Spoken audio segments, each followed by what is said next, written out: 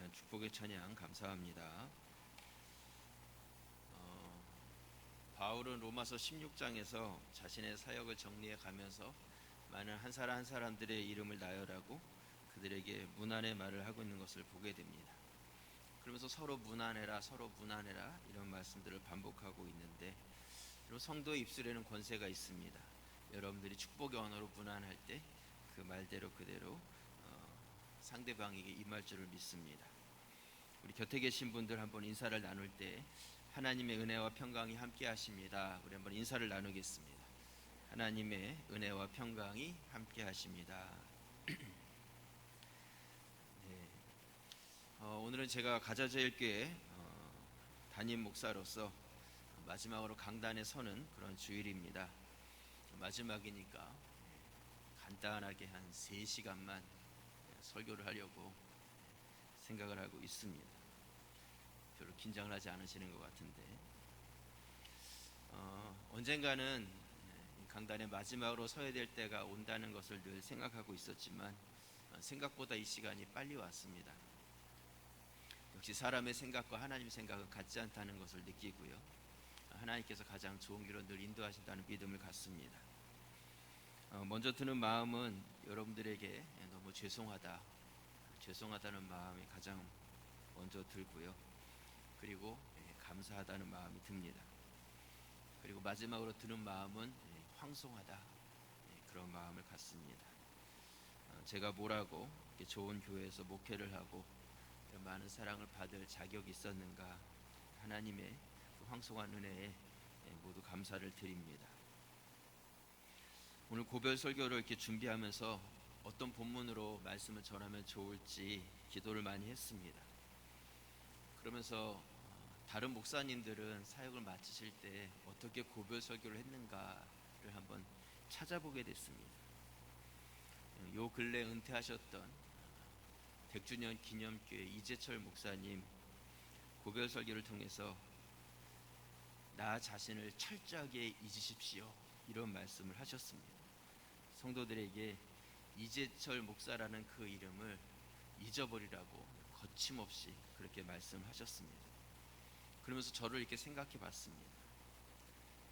근데 저는 여러분들이 잊지 않았으면 좋겠습니다. 잊지 않으셨으면 좋겠고, 이재철 목사님은 은퇴를 하신 분이시니까 잊으라고 말씀하실 수 있지만, 저는 앞으로 계속 이어서 달려가야 될 사역들이 많이 남아 있습니다. 그래서 저를 여러분들이 잊기보다는 기억해 주시고, 또한 기억날 때는 기도해 주셨으면 참 좋겠습니다.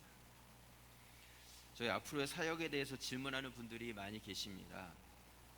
진작 말씀을 드리고 좀 궁금증을 풀어드려야 되는데 결정된 것들이 없어서 말씀을 못 드렸었습니다. 이제 어느 정도 좀 결정이 된 부분들이 있어서 말씀을 드리려고 합니다. 저는 오늘로써 가자제일교회 담임 목사의 직을 사임합니다.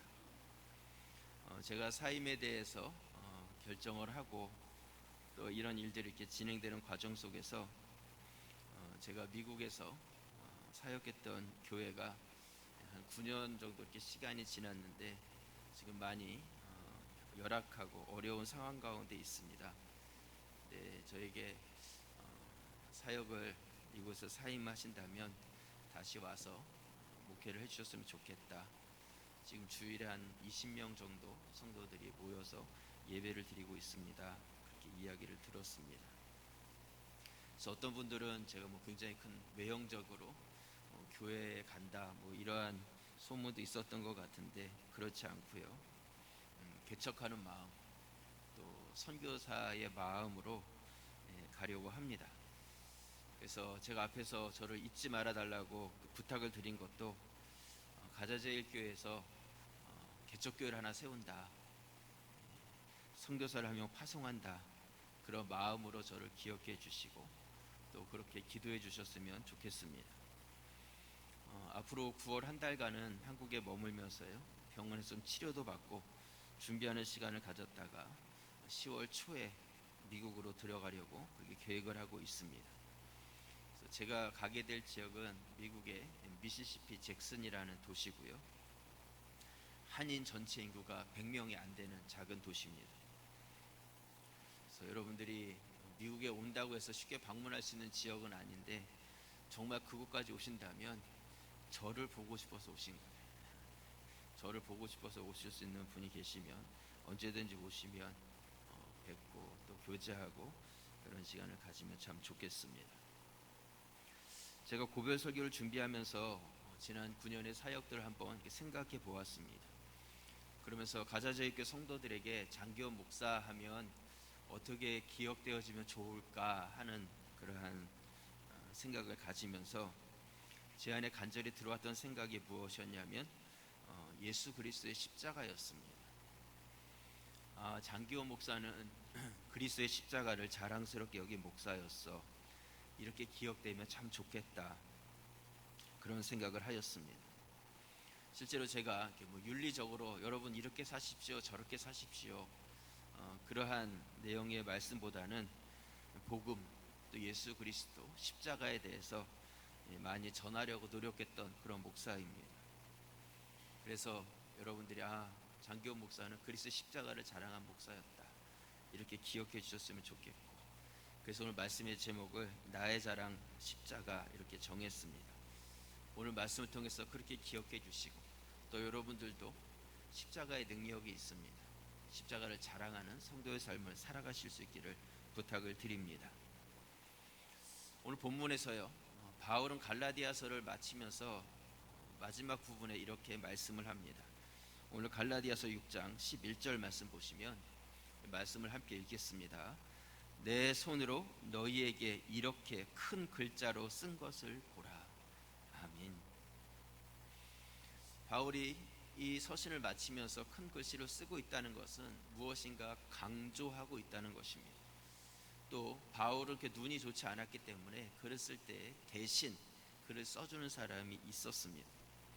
그렇기 때문에 대신 글을 썼고, 이 편지를 맞춰줄 그 무렵에 그 붓을 뺏어서 자신의 글씨로 크게 친필로 가장 강조하고 싶고 중요하게 여기는 말씀을 남기고 있는 것이죠. 그렇다면 바울이 그렇게 중요하게 여겼던 말씀이 무엇이겠는가? 오늘 갈라디아서 6장 13절 말씀 보시면 할례를 받은 그들이라도 스스로 율법은 지키지 아니하고 너희에게 할례를 받게 하려 하는 것은 그들이 너희의 육체로 자랑하려 함이라. 14절 함께 읽겠습니다. 그러나 내게는 우리 주 예수 그리스도의 십자가 외에 결코 자랑할 것이 없으니 그리스도로 말미암아 세상이 나를 대하여 십자가에 못 박히고 내가 또한 세상을 대하여 그러하니라. 아멘. 유대인들은 말씀을 잘 지키지도 않으면서 육체의 할례를 강조했습니다. 봐라, 나는 너희들하고 달라. 나는 육체의 할례를 받은 사람이야. 그러면서 자신이 받은 그 육체의 것에 대한 자랑함을 가졌습니다. 하지만 바울은 나는 육체의 것을 자랑하는 것이 아니라 무엇을요? 오직 예수 그리스도의 십자가만이 그에게 있어서 최고의 자랑이다, 이렇게 고백을 하고 있습니다. 그가 십자가에 대해서 자랑하기 시작할 때 세상이 나에 대해서도 또 내가 세상에 대해서도 어떠한 영향도 어떤 유혹도 받지 않았다는 것이죠. 십자가가 자랑이 되었을 때 세상의 것이 나에게 유혹이 되지 않았고, 또한 내가 세상에 있어도 세상 것이 내 마음을 빼앗지 못했다는 것입니다. 여러분들은 무엇을 자랑하고 계십니까? 많이 가진 사람은 가진 것을 자랑하고 싶고, 건강한 사람은 건강을 자랑하고, 자식이 잘 되면 자식을 자랑하고, 손주가 뭔가 잘하면 손주를 자랑하고, 요즘은 집에 키우는 개까지도 자랑하는, 뭔가 자랑하고 싶은 것이 있으면 그냥 참지 못하는 그런 시대입니다. 근데 여러분, 육체의 것을 자랑하면 어떻게 되는지 아십니까? 육체의 것을 자랑하면 차별이 생기고 경쟁이 생기고 질투가 생기게 되어 있습니다. 그러니까 육체의 것을 자랑하는 공동체 안에는 항상 다툼이 있을 수밖에 없어요. 왜냐하면 육체의 것은 그냥 눈에 비교가 되기 때문이죠. 가진 것이 비교가 되고 어떤 할 수 있는 능력들이 비교가 되고, 그렇기 때문에 그런 것 안에서 서로에게 좋겠습니다가 아니라 그것에 대한 질투, 또한 경쟁, 그러면서 그 안에서의 다툼이 끊이지 않게 되는 것입니다. 교회 공동체가 다른 세상 공동체와는 질적으로 다릅니다. 교회 공동체는요, 정말 특별한 공동체입니다. 갓 태어난 아기부터 곧 돌아가실 것 같은 어르신들이 한 자리에 모여서 은혜 받고 예배 드리는 곳이 바로 교회 공동체입니다. 배움의 기회를 전혀 갖지 못했던 분이나 박사학위를 여러 개 가진 분이나 한 자리에 앉아서 예배 드리고 은혜 받는 곳이 바로 교회 공동체입니다. 종과 상전이, 또한 종업원과 주인이, 더 나아가서 서로 등 돌리고 말도 안 하는 서로 원수가 한 자리에 모여서 같이 은혜를 받고 예배 드릴 수 있는 곳이 바로 교회 공동체라는 것이죠. 세상에서는 이런 공동체를 찾아볼 수가 없습니다. 세상의 자랑, 이생의 자랑, 안목의 정욕, 이런 것 가지고서는 절대로 이런 공동체가 만들어질 수 없다는 것이죠. 그렇다면 어떻게 이런 공동체가 가능할 수 있겠는가? 다른 것이 아니라 바로 예수 그리스도의 십자가입니다. 예수 그리스도의 십자가를 통해서 세워진 공동체이기 때문에 거기에는 어떠한 차별도 어떠한 비교도 있을 수가 없습니다. 로마서 10장 12절 말씀 보시면요, 말씀을 함께 읽겠습니다. 유대인이나 헬라인이나 차별이 없음이라 한 분이신 주께서 모든 사람의 주가 되사 그를 부르는 모든 사람에게 부요하시도다. 아멘. 유대인이나 헬라인이나 혈통적인 그것이 중요하지 않고 복음 앞에서는 모든 사람에게 차별이 없다. 성경은 이 복음 안에 차별이 없음을 너무나 여러 번 강조하고 있습니다. 그렇기 때문에 예수님의 십자가에는 차별이 없습니다. 그래서 그리스도의 십자가를 중심으로 세워진 하나님의 교회는 차별이 있을 수가 없고 다툼과 질투가 사라지게 되고 그리스도의 십자가만을 바라보고 그것을 자랑하기 시작할 때에 건강하고 온전한 교회가 되어지며 교회 안에 크고 작은 분쟁이나 모든 것들이 다 떠나가게 되는 것입니다. 다른 것으로는 해결될 수 없습니다. 오늘 갈라디아서 6장 15절 말씀 보시면 할례나 무할례가 아무것도 아니로되 오직 새로 지으심을 받은 것만이 중요하니라. 16절 함께 읽겠습니다. 무릇 이 규례를 행하는 자에게와 하나님의 이스라엘에게 평강과 긍휼이 있을지어다. 아멘. 육체의 것을 자랑하지 아니하고 십자가를 자랑하는 자들에게 어떻게 된다고요? 하나님의 평강과 긍휼이 있게 된다 말씀하고 있습니다. 여러분 평강하십니까? 여러분 마음속에 긍휼의 마음이 있으십니까? 만약 여러분 마음속에 네 라고 대답하지 못하다면 여러분들 안에는 그리스도의 십자가가 아니라 다른 무엇인가가 내 안에서 더 우선순위를 두고 그것이 나의 자랑이 되고 있기 때문입니다. 여러분 다른 것으로는 안 됩니다. 다른 것으로 된다면 예수님께서 십자가를 지실 이유가 없어요. 그 방법을 이용하셨겠죠. 하지만 우리 주님께서 우리에게 주신 유일한 방법, 그것은 다른 어떤 것이 아니라 바로 예수 그리스도의 십자가였습니다. 십자가를 통해서 우리에게 모든 문제를, 근원적인 죄를 다 해결하시고 이 공동체를 건강하게 세우시는데 그 십자가가 그 모든 것의 중심이 되셨다는 것입니다. 혹시 마음에 흔들림 있으십니까? 십자가를 자랑하시기 바랍니다. 믿음이 흔들리십니까? 하나님의 사랑이 의심이 되십니까? 하나님께서 살아계시다는 것이 믿어지지 않습니까? 하나님께서 역사하신다는 것이 의심이 되십니까? 내 안에 주어진 그 구원에 대한 확신이 흔들리십니까? 하나님이 살아계시다면 이게 뭐야? 어떤 원망의 마음이 드십니까? 다른 것을 해결되지 않아요. 십자가를 자랑하시기 바랍니다. 내 입술로 십자가를 자랑하기 시작할 때 불안, 불평, 원망, 의심, 미움, 이 모든 부정적인 생각이 거기서 떠나가게 되어 있습니다. 여러분 내 안에 있는 십자가는 부끄러운 십자가가 아닙니다. 감춰두지 마시고 드러내시기 바랍니다. 십자가를 자랑하기 시작할 때 여러분들이 알지 못하는 그 십자가의 크신 능력이 여러분들을 덧입고 내 안에 있는 모든 문제들과 또 교회 안에 있는 모든 어려움들을 능히 다 이기고 해결하는 그런 역사를 경험하게 될 것입니다. 그런 은혜가 있는 여러분들과 교회가 될 수 있기를 주님의 이름으로 축원합니다. 또 오늘 본문에서 바울은 계속해서 큰 글씨로 기록해 가고 있는데 갈라디아서 6장 17절 말씀 우리 함께 읽겠습니다. 이후로는 누구든지 나를 괴롭게 하지 말라. 내가 내 몸에 예수의 흔적을 지니고 있노라. 아멘. 바울은 뭐라고 기록하고 있냐면 내 몸에 예수의 흔적을 가졌다, 이렇게 말씀하고 있습니다. 바울이 가졌던 예수의 흔적, 그게 무엇일까요? 예수의 흔적이라는 것은 예수님께서 걸어가셨던 그 길을 뒤따라가면서 주님께서 받으셨던 주님의 그 흔적을 나도 동일하게 받아서 주님 안에 있는 그 흔적이 내 안에도 남아있다는 그 고백이 바로 이 고백이라는 것입니다. 여러분, 바울은 내가 그리스도와 함께 십자가에 못 박힌 자라고 고백하고 있습니다. 갈라디아서 2장 20절 말씀 보시면 우리 말씀을 함께 읽겠습니다. 내가 그리스도와 함께 십자가에 못 박혔나니 그런즉 이제는 내가 사는 것이 아니요 오직 내 안에 그리스도께서 사시는 것이라.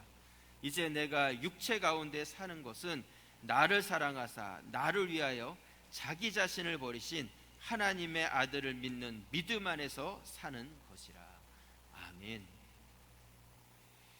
바울은 예수님께서 십자가에 못 박혔을 때 나도 거기에 못 박혔다, 올드맨, 나의 옛사람이 함께 거기에 못 박혔고, 예수님께서 죽으셨을 때 나의 옛사람이 함께 십자가에 죽었고, 예수님께서 다시 그 죽음을 이기시고 부활하셨을 때 나도 그 안에서 새로운 영으로 내가 born again, 다시 거듭나서 살아나게 되었다고 고백하고 있습니다. 이제는 내가 사는 것이 아니라 내 안에서 그리스도께서 사신다고 고백하고 있습니다. 여러분, 부활하신 예수님의 손에는 여전히 못자국이 남아 있었습니다. 부활하신 예수님의 옆구리에는 여전히 창자국이 남아 있었습니다. 그 예수님의 옷을 벗기면 그 로마 군인들이 때렸던 그 채찍의 자국이 여전히 그 부활하신 예수의 몸에 남아 있었을 것입니다. 바울은 뭐라고 고백하고 있냐면 내가 그리스도와 함께 십자가에 못 박혔고 내가 바로 예수 그리스도의 흔적을 가진 자다, 이렇게 말씀하고 있습니다. 그 흔적이 무엇이겠습니까? 주님께서 가셨던 그 십자가의 길을 나도 내가 져야 될 나의 십자가를 지고 그 뒤를 따라가게 되었을 때 그 주님께서 지셨던 그 고난의 흔적이 나에게도 동일하게 주어졌다고 고백하고 있는 것입니다. 바울이 내가 십자가를 자랑하면서 살았다는 그 자랑의 자리가 결코 쉽거나 편했던 자리가 아니라 우리가 십자가를 짊어지고 가야 될 그 자리가 고난의 자리고, 그리스도의 그 고난의 흔적을 나도 감당하고 그 흔적을 내 몸에 갖게 되는 그 자리라고 고백하고 있는 것이죠. 여러분, 하나님 교회에서 맡겨주신 역할과 사명을 감당해가는 그 자리가 영광받는 자리가 아니에요. 저들도 마찬가지고 여러분들도 마찬가지입니다. 내가 져야 될 그 고난의 십자가를 지고 가기 시작했을 때 우리는 예수의 흔적을 가진 자가 되는 것입니다. 바울은 자신이 받았던 고난들에 대해서 고린도 후서에 고백하고 있습니다. 고린도 후서 11장 23절 말씀 보시면 그들이 그리스도의 일꾼이냐 정신없는 말을 하거니와 나는 더욱 그러하도다. 내가 수고를 넘치도록 하고 옥에 갇히기도 더 많이 하고 매도 수없이 맞고 여러 번 죽을 뻔하였으니 유대인들에게 40에서 하나 감한 매를 5번 맞았으며 3번 태장으로 맞고 1번 돌로 맞고 3번 파선하고 일주야를 깊은 바다에 지냈으며 여러 번 여행하면서 강의 위험과 강도의 위험과 동족의 위험과 이방인의 위험과 신의 위험과 광야의 위험과 바다의 위험과 거짓 형제 중에 위험을 당하고 27절 함께 읽겠습니다. 또 수고하며 애쓰고 여러 번 자지 못하고 줄이며 목마르고 여러 번 굶고 춥고 헐벗었노라. 바울이 가졌던 예수 그리스도의 흔적들에 대해서 말씀하고 있습니다. 우리가 바울이 갔던 그 길에 대해서 그냥 바울의 전도 여행 1차, 2차, 3차 뭐 전도 여행 이렇게 이야기를 하고 아니면 선교의 길 이렇게 말을 합니다. 하지만 바울은 그 길을 뭐 전도 여행이다, 선교 여행이다 이런 단어가 아니라 우리 주님께서 걸어가셨던 그 십자가의 길을 나도 걸어간 것이라고 고백하고 있습니다. 그렇기 때문에 바울은 그 주님의 길을 뒤따라갔을 때 예수 그리스도의 흔적을 받은 자가 된 것입니다. 여러분들은 그 그리스도의 흔적을 가지고 계십니까? 여러분은 십자가 길을 따르고 계십니까? 내가 짊어져야 될 그 십자가를 짊어지고 있으십니까? 이런저런 핑계를 가지고 그 십자가로부터 멀리 도망치고 있지는 않으십니까? 그토록 예수님을 열심히 따랐던 제자들도 예수님의 십자가 지는 그 순간에는 뿔뿔이 흩어지고 멀찍이서 주님을 바라볼 수밖에 없었습니다. 복받고 고침받고 돈 잘 벌고 자녀 잘 되고 그런 데에는 그냥 중심이 와서 거기에는 머리를 조아리고 그렇게 무엇인가를 얻어보려고 하지만 정작 내가 져야 될 그 십자가에 대해서는 내팽겨치고 살고 있는 그런 인생은 아니십니까? 여러분, 예수님의 십자가는요, 분명히 고난이 있지만 거기에는 역설의 힘이 있습니다. 역전의 역사가 있습니다. 예수님을 붙잡고 때리고 죽였지만 예수님께서는 그것을 통해서 다시 살아나셨고 또한 모든 사람을 살리는 능력을 행하셨습니다. 여러분, 분명히 기억하시기 바랍니다. 예수님의 십자가는 죽은 십자가가 아닙니다. 예수님의 십자가는 살아있는 십자가입니다. 수많은 사람들이 당시에 십자가 형벌로 죽었지만 예수님은 달랐습니다. 예수님의 십자가는 죽지 않았고 다시 살아난 생명의 십자가가 되셨습니다. 사람들은 그를 찔렀지만 예수님은 그 찔림을 통해서 우리의 허물을 없애주셨고, 사람들은 그를 상하게 했지만 예수님은 그 상함을 통해서 우리의 죄악을 없게 하셨고, 징계를 받았지만 징계를 통해서 우리에게 평화를 주셨고, 채찍에 맞았지만 채찍을 통해서 우리에게 나음을 주셨습니다. 이것이 바로 예수 그리스도의 십자가입니다. 그가 받았던 그 고난의 십자가의 그 흔적 하나가 그냥 고난으로 그쳐진 것이 아니라 우리의 죄를 씻고 죽을 자를 살리는 능력이 되었다는 것입니다. 여러분, 다시 한번 말씀드립니다. 예수님의 십자가는 죽은 십자가가 아닙니다. 예수님의 십자가는 살아있고 지금도 역사되어지는 십자가라는 것입니다. 저는 이제 하나님의 인도하심을 따라 가려고 합니다. 여러분들도 여러분들이 하나님께서 인도하시는 그 길을 지켜가실 수 있기를 바랍니다. 무엇을 걱정하시겠습니까? 무엇을 염려하시겠습니까? 지금까지 사람 보고 사람을 의지하고 사람의 몇 마디 말에 내 마음이 흔들렸던 그런 모습은 아니셨습니까? 십자가를 바라보실 수 있기를 바랍니다. 지금 이 시간이 여러분들의 믿음을 보일 때고 여러분의 신앙을 성숙시킬 때입니다. 예수님의 제자들도 예수님과 함께 있을 때에는 그들의 믿음이 크지 못했습니다. 오히려 세상에서 무엇인가 한 자리 하려는 그 정도 생각뿐이 미치지 못했습니다. 하지만 예수님께서 십자가를 지시고 그들을 떠나가셨을 때 그들은 혼자 있는 시간이 오히려 그들의 믿음을 성숙시키고 성장시키는 시간이 되었고, 결국에는 자신이 져야 될 그 십자가를 지고 순교의 자리까지 나아가 그리스도의 흔적을 그들의 몸에 가졌던 그러한 제자들이 되었습니다. 여러분, 지금이 기회의 때입니다. 여러분들에게 주시는 하나님의 은혜의 시간입니다. 후에 언젠가 우리 모두가 다 하나님 앞에 다 서게 됐을 때 하나님께서 2019년 가자 제1교회 과도기적인 그 상황 가운데서 너는 무엇을 했느냐, 너는 무슨 십자가를 지었느냐 하고 물어봤을 때 여러분 뭐라고 하나님 앞에 대답하시겠습니까? 여러분 몸에 옷을 벗어 던지고 보십시오 하나님, 내 몸에 이런 흔적이 있습니다. 내 몸에 이런 십자가의 흔적을 가졌습니다. 하나님께 보여드릴 그 흔적을 여러분들 가지고 계십니까? 어렵고 힘든 거 알고 있습니다. 하지만 지금이 하나님께서 여러분들에게 주시는 십자가의 흔적을 가질 때입니다. 예수님께서 십자가를 지셨기 때문에 부활하셨고 구원의 역사가 이루어졌습니다. 남은 분들 한 분 한 분들 하나님의 그런 은혜와 감격이 있기를 바라고요, 믿음의 성숙 있기를 바라고, 또 건강하시고 행복하시고 사랑합니다. 기도드리겠습니다.